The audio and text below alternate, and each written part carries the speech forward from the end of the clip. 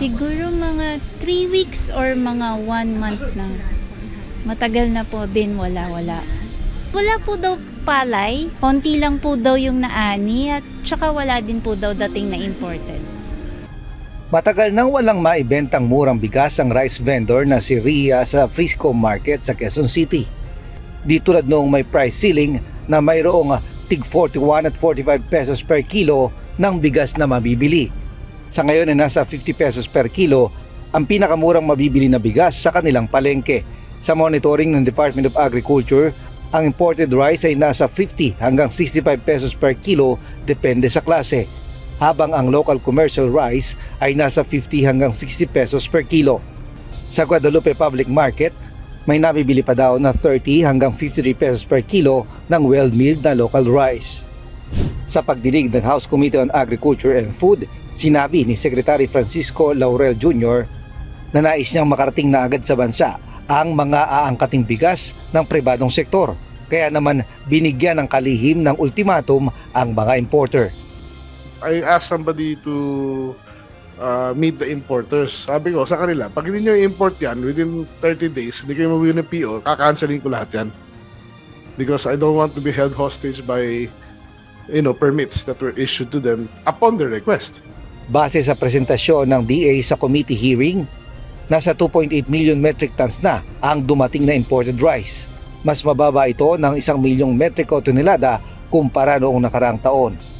Pero ayon sa Department of Agriculture, mayroong imbak na bigas ang Pilipinas para sa 70 araw sa katapusan ng 2023 kung makakarating lahat ang mga pinayagang angkating bigas. Mayroon ding nasa 295,000 metric tons na maaaring angkatin mula naman sa India.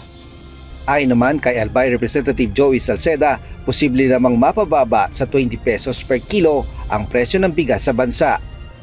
Napakasimple yung pagpababa ng presyo ng bigas sinubsidize ng NFA. Bili mahal, benta mura. So kung yung gusto talaga ni Bongbong ng 20, ang dali lang yun.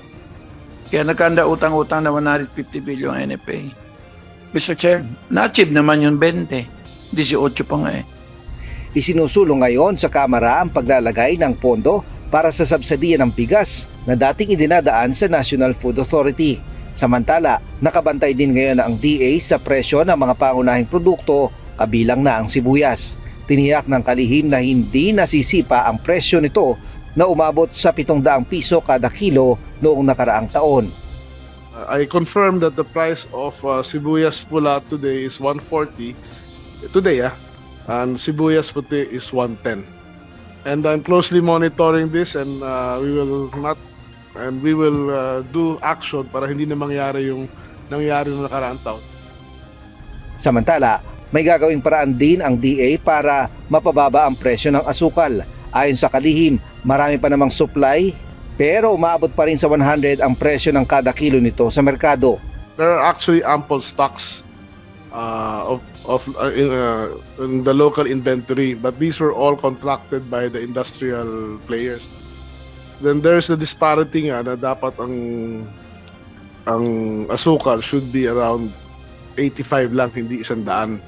So we are doing some interventions soon in order to address these problems, but unfortunately I cannot diverge in public kung ano yung mga interventions na aming gagawin through the efforts of DTI, SRA, and DA.